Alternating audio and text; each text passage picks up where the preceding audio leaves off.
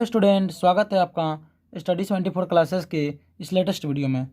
दोस्तों, इसी पिछले क्लास में हम लोग अधातु के भौतिक गुण के बारे में पूरा पढ़ चुके हैं। आज हम लोगों को अधातु के रासायनिक गुण शुरू करना है। यदि आप इसे पिछले क्लास वाला वीडियो नहीं देखे हैं तो कृपया करके वो वीडियो देख ले, तभी ये वीडियो समझ में आएगी।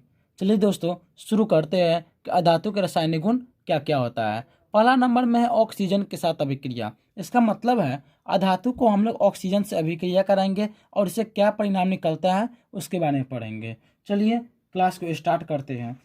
सबसे पहले इसको हम समझने के लिए सबसे पहले हम लोग यहाँ पर एग्जाम्पल से समझते हैं कि ये होता क्या है। सबसे पहले अधातु से ऑक्सीजन के साथ अभिक्रिया करवाना है तो पहले हम एक अधातु ले लेते हैं कार्बन। क्या लेते हैं?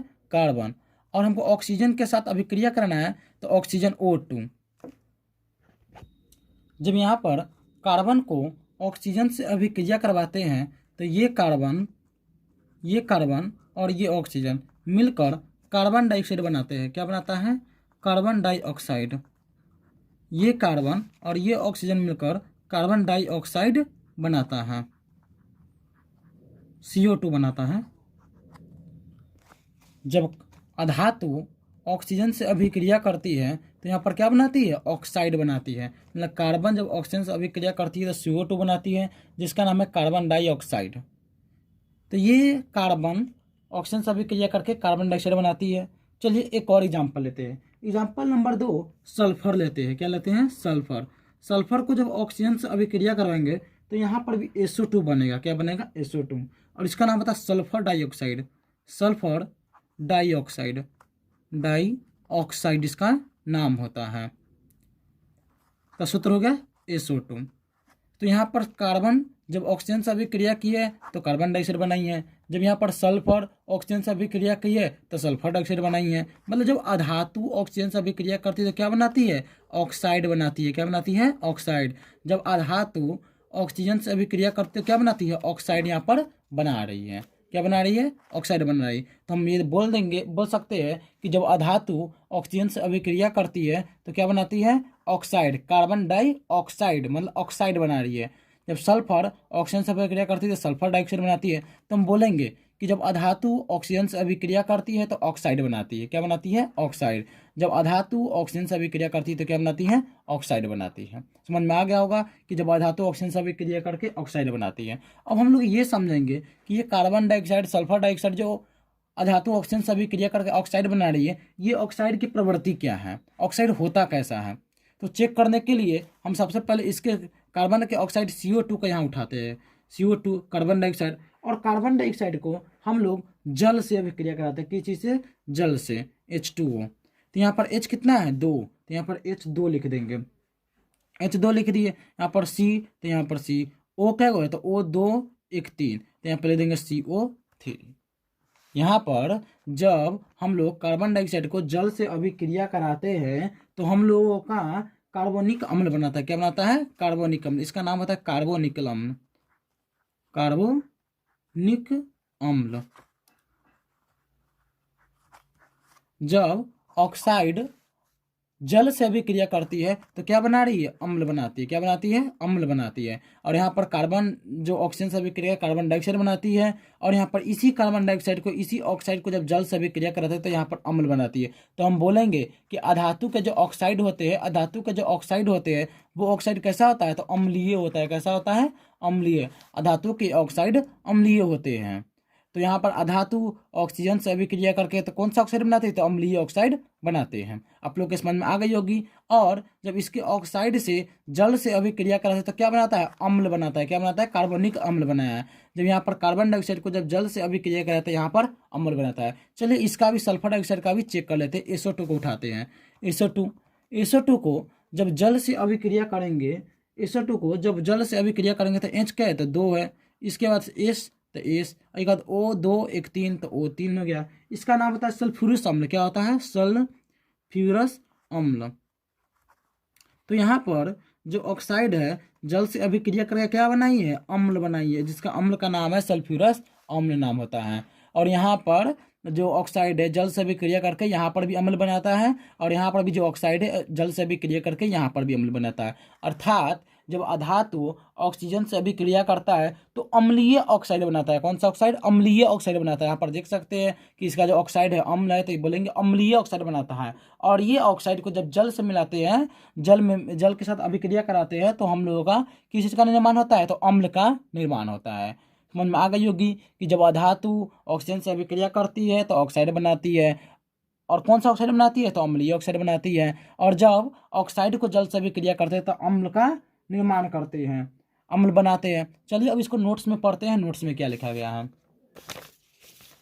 नोट्स में आप लोग देख सकते हैं, अधात्वीय ऑक्सीजन के साथ संयोग करके कौन सा ऑक्साइड बनाती है? तो अम्लीय ऑक्साइड बनाती है। बता दिए ऑक्साइड तो बनाती है पर वो ऑक्साइड अम्लीय होती है। ये ऑक्साइड जल में घुलकर अम्ल बनाते हैं। क्या बनाते हैं? अम्ल।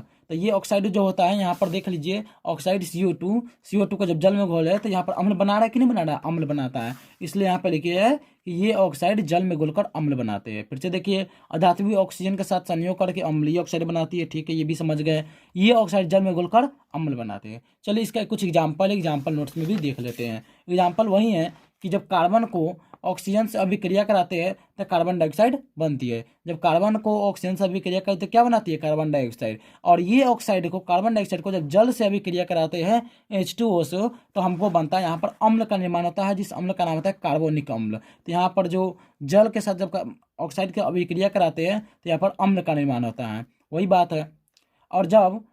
और जब अधातु को ऑक्सीजन से अभिक्रिया कराते हैं तो यहाँ पर भी सल्फर डाइऑक्साइड का निर्माण होता है। किसका? ऑक्साइड का निर्माण होता है। और जब इस ऑक्साइड को जब जल से अभिक्रिया कराते हैं तो अम्ल का निर्माण होता है। सबसे बड़ी बात, अधातु को जब ऑक्सीजन से अभिक्रिया कराते हैं तो अम्लीय ऑक्साइड बनाते हैं। और जब ये ऑक्साइड को जल से अभिक्रिया कराते हैं तो अम्ल बनाते हैं। एग्जाम्पल देकर भी समझ सकते हैं कि जब अधातु ऑक्सीजन से अभिक्रिया करते हैं तो ऑक्साइड बनाते हैं, और ये ऑक्साइड जब जल से अभिक्रिया करते हैं तो अम्ल बनाते हैं। यही बात तो है। आप फिर से पढ़कर देख लीजिए कि अधातुएं ऑक्सीजन के साथ संयोग करके अम्लीय ऑक्साइड बनाती है, और ये ऑक्साइड जल में घुलकर क्या बनाती है? अम्ल बनाती है। आपको पहला नंबर समझ में आ गई होगी कि जब अधातु ऑक्सीजन से अभिक्रिया करती है तो जब ऑक्साइड बनाती है और वो ऑक्साइड अम्लीय होती है, और ये ऑक्साइड जल में घुलकर अम्ल बनाते हैं। चलिए अब हम लोग कुछ आगे बढ़ते हैं।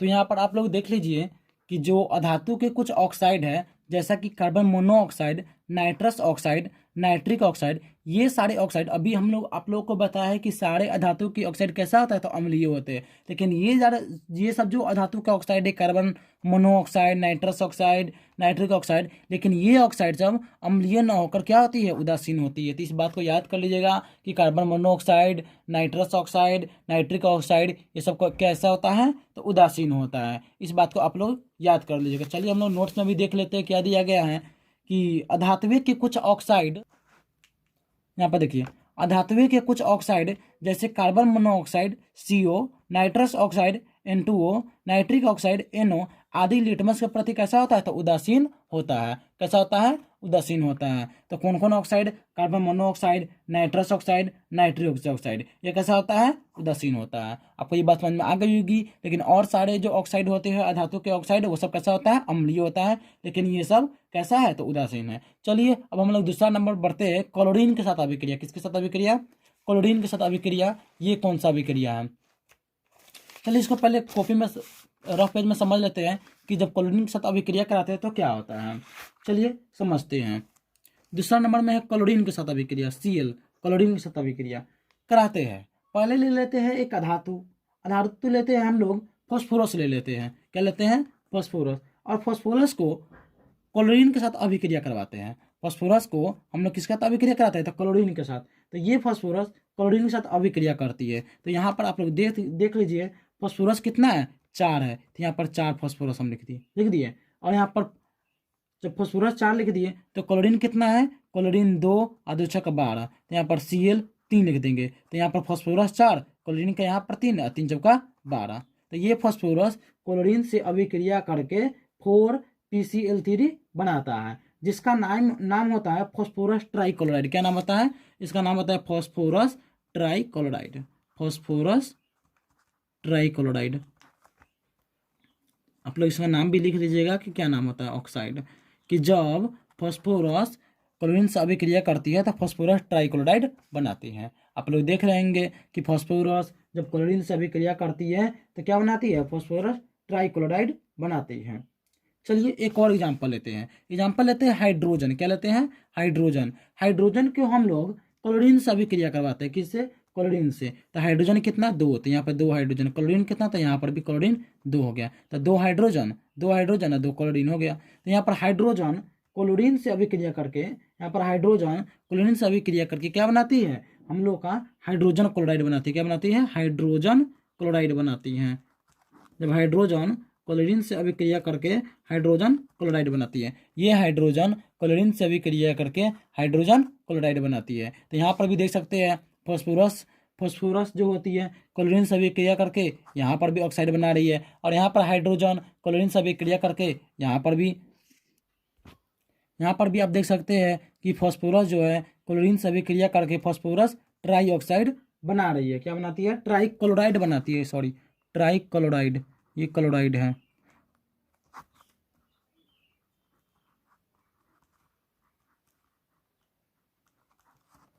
फॉस्फोरस क्लोरीन से अभिक्रिया करके क्या बनाती है? क्लोराइड बनाती है। और यहाँ पर भी हाइड्रोजन क्लोरीन से अभिक्रिया करके क्या बनाती है? तो हाइड्राइड बनाती है। तो यहाँ पर जो अधातु है क्लोरीन से अभिक्रिया करके क्या बनाती है? तो क्लोराइड बना रही है। और यहाँ पर भी अधातु है क्लोरीन से अभिक्रिया करके क्या बनाती है? क्लोराइड बनाती है। यहाँ पर ये क्लोराइड है, यहाँ पर भी क्लोराइड ही है। आप लोग ट्राई क्लोराइड है, इसको पढ़ लीजिएगा, लिखने में गलती हो गई है। तो फॉस्फोरस क्लोरीन से अभिक्रिया करके क्या बनाती है? क्लोराइड बनाती है। यहाँ पर भी अधातु क्लोरीन से अभिक्रिया करके क्लोराइड बनाती है। तो हम लोग ये बोलेंगे कि जब अधातु क्लोरीन से अभिक्रिया करती है तो किस चीज का निर्माण करती है? क्लोराइड का निर्माण, क्लोराइड बनाती है। चलिए इसको पढ़ लेते हैं। क्लोरीन के साथ अभिक्रिया, अधातुएं क्लोरीन के साथ अभिक्रिया करके क्या बनाती है? क्लोराइड बनाती है। किस चीज का? मतलब क्या बनाती है? क्लोराइड बनाती है। अधातुएं क्लोरीन के साथ अभिक्रिया करके क्लोराइड बनाती है। उदाहरण के लिए यहाँ पर उदाहरण भी देख सकते हैं। यहाँ पर फॉस्फोरस लिए है और फॉस्फोरस को जब हम लोग क्लोरीन से अभिक्रिया करती है तो यहाँ पर क्लोराइड बना रही है। क्या बना रही है? क्लोराइड बना रही है। फॉस्फोरस क्लोरीन से अभिक्रिया करके क्लोराइड बनाती है। यहाँ पर देख लीजिए, फॉस्फोरस की अभिक्रिया क्लोरीन के साथ कराने पर फॉस्फोरस ट्राईक्लोराइड बनाती है। इसका नाम है फॉस्फोरस ट्राईक्लोराइड, लेकिन है तो क्लोराइड ना। तो यहाँ पर फॉस्फोरस क्लोरीन से अभिक्रिया करके किस का निर्माण करता है? क्लोराइड का निर्माण करता है। चलिए अब हम लोग नेक्स्ट पेज में देखते हैं। यहाँ पर आप लोग देख सकते हैं कि जब हाइड्रोजन भी मेरा अधातु है, हाइड्रोजन को क्लोरीन से अभिक्रिया कराती है तो यहाँ पर हाइड्रोजन क्लोराइड बनाती है। क्या बनाती है? क्लोराइड। तो जब अधातु क्लोरीन से अभिक्रिया करती है तो क्लोराइड का निर्माण करती है। समझ में आ गई होगी। चलिए इसको पढ़ लेते हैं। हाइड्रोजन की अधिकता में, मतलब हाइड्रोजन बहुत ही ज़्यादा होना चाहिए अधिकता में, क्लोरीन को हाइड्रोजन के साथ गर्म करने पर या जलाने पर हाइड्रोजन क्लोराइड बनाती है। इसकी अधिकता में जब दोनों को गर्म करेंगे तो यहाँ पर क्या बनाएगी? हाइड्रोजन क्लोराइड बनाएगी। समझ में आ गई होगी। चलिए अब हम लोग नेक्स्ट में बढ़ते हैं। ये 2 नंबर समझ में आ गई होगी कि जब क्लोरीन के साथ अभिक्रिया कराते हैं तो क्लोराइड का निर्माण करती है।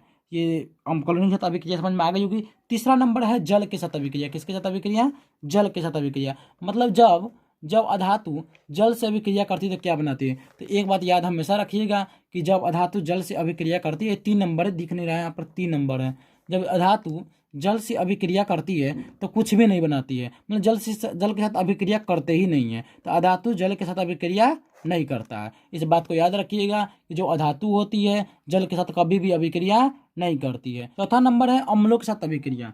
तो अधातु जो होती है अम्लों के साथ प्राय अभिक्रिया नहीं करती है, लेकिन कुछ अधातु ऐसे हैं जो अम्ल के साथ अभिक्रिया करती है। तो ऐसा कौन सा अधातु है जो अम्ल के साथ अभिक्रिया करती है, उसी के बारे में पढ़ेंगे। तो सल्फर जो है, सल्फर भी मेरा एक अधातु है। जब सल्फर को अम्ल के साथ अभिक्रिया कराएंगे, और अम्ल हम लोग नाइट्रिक अम्ल लेते हैं। कौन सा अम्ल लेते हैं? नाइट्रिक अम्ल। तो हम लोग जब सल्फर को नाइट्रिक अम्ल के साथ अभिक्रिया कराएंगे तो देखते हैं क्या होता है। तो ये मेरा सल्फर और ये मेरा नाइट्रिक अम्ल, तो इसके साथ अभिक्रिया कराने पर देखते हैं क्या होता है। या आप ऐसे भी समझ सकते हैं कि एक पात्र में आप लोग नाइट्रिक अम्ल ले लीजिए। क्या ले लीजिए? नाइट्रिक अम्ल। तो हम इस पात्र में अच्छा सा नाइट्रिक अम्ल रख लेते हैं। जब इसमें नाइट्रिक अम्ल रखेंगे उसके बाद हम लोग इसमें सल्फर मिला देंगे। क्या मिला देंगे? सल्फर। और बाहर से एक और पात्र लगा देंगे, ढक देंगे इसको हम। तो जब इसको हम ढक देते हैं तो होता क्या है कि सल्फर जब नाइट्रिक अम्ल से अभिक्रिया करती है तो जो गैस होती है वो बाहर ना निकले, इसके अंदर ही रहे। तो जब गैस जो निकलती है वो नीचे गिर जाती है, ऐसे ऐसे करके नीचे वो गैस जो होती है नीचे गिर जाती है। तो गैस बाहर निकल जाती है। और अब जब ये गैस पूरा बाहर निकल जाती है तो जो ये बचता है इसके अंदर अम्ल होता है। क्या होता है?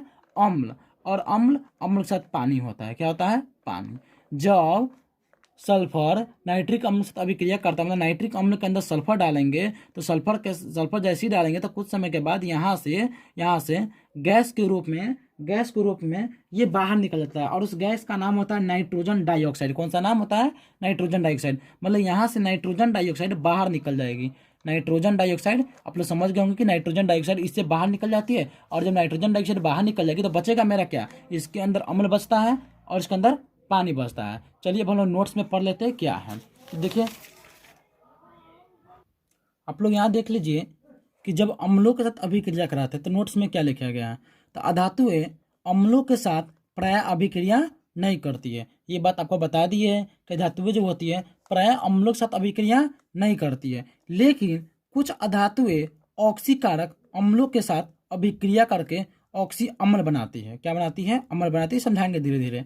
उदाहरण के लिए सल्फर बताया एग्जाम्पल में कि जब सल्फर सांद्र नाइट्रिक अम्ल के साथ अभिक्रिया करती है तो यहाँ पर देख लीजिए कि ये मेरा सल्फर है, नाइट्रिक अम्ल के साथ अभिक्रिया करती है तो यहाँ पर क्या बना रही है? सल्फ्यूरिक अम्ल बनाती है जो H2SO4 बताया ना कि अम्ल बनाएगी। और नाइट्रोजन डाइऑक्साइड बनाती है जो गैस के रूप में बाहर निकल जाती है और बचता मेरा क्या है? जल है। तो यहाँ पर मेरा अम्ल बचता है, जल बचता है और ये क्या होती है? बाहर निकल जाती है। तो यहाँ पर अधातुएं अम्ल के साथ अभिक्रिया करने पर सारे नहीं प्राय जो मतलब कि अभिक्रिया नहीं करती है, लेकिन सल्फर यहाँ पे नाइट्रिक अम्ल अभिक्रिया करती है तो सल्फ्यूरिक अम्ल बनती है जो हमारा बच जाता है। नाइट्रोजन डाइऑक्साइड जो गैस है वो बाहर निकल जाती है। वो आपको बताए भी दिए नाइट्रोजन डाइऑक्साइड कैसा होता है, वो बाहर निकल जाती है और मेरा क्या बच जाता है? जल बच जाता है। तो जल बचता है और सल्फ्यूरिक अम्ल बच जाता है। तो समझ में आ गई होगी कि धातु अम्ल के साथ अभिक्रिया कैसे करती है। चलिए हम लोग आगे देखते हैं हाइड्रोजन के साथ अभिक्रिया। तो हाइड्रोजन के साथ जो अभिक्रिया ये भी यदि आप यहाँ पर भी देख के समझ सकते हैं कि अधातुएं जो होती है हाइड्रोजन के साथ अभिक्रिया करके हाइड्राइड बनाती है। आप लोग यहाँ पर देख लीजिए कि ये जो हाइड्रोजन है, ये हाइड्रोजन है, अधातु मेरा सल्फर है। तो सल्फर हाइड्रोजन के साथ अभिक्रिया करके क्या बनाती है? H2S बनाती है। क्या बनाती है? H2S। इसका नाम होता है हाइड्रोजन सल्फाइड। क्या होता है नाम? Hydrogen sulphide. तो यहाँ पर जो हाइड्रोजन जो है सल्फर के साथ अभिक्रिया कर पे हाइड्रोजन सल्फाइड बनाती है। आप लोग यहाँ पर देख लीजिए, पढ़ लीजिए हाइड्रोजन के साथ अभिक्रिया। अधातुएं हाइड्रोजन के साथ संयोग करके हाइड्राइड का निर्माण करती हैं। उदाहरण के लिए उबलते हुए सल्फर पर H2 गैस प्रवाहित करने पर अल्प मात्रा में H2S बनता है। मतलब इसके कहने का मतलब है जब सल्फर उबल रहा होगा तो उसमें यदि H2 गैस प्रवाहित कर दिए जाए तो H2S हाइड्रोजन सल्फाइड बनेगी। ये अभिक्रिया सब आप लोग याद करना ही पड़ेगा, इसी को समझिए और याद करिएगा। चलिए अब हम लोग आगे बढ़ते हैं। हम लोगों को हाइड्रोजन के साथ अभिक्रिया समझ में आ गई होगी। चलिए अब हम लोग आगे बढ़ते हैं। छठा नंबर है ऑक्सीकारक गुण। इसका मतलब है कि जो अधातुएं होती है ऑक्सीकारक जैसे आचरण करती है। अधातुएं कैसा जैसे आचरण करती है? ऑक्सीकारक जैसे। ऑक्सीकारक आप लोग पढ़े हुए हैं कि अधातुएं ऑक्सीकारक जैसे आचरण करती है। उदाहरण के लिए ये मेरा फ्लोरीन है। क्या है? फ्लोरीन।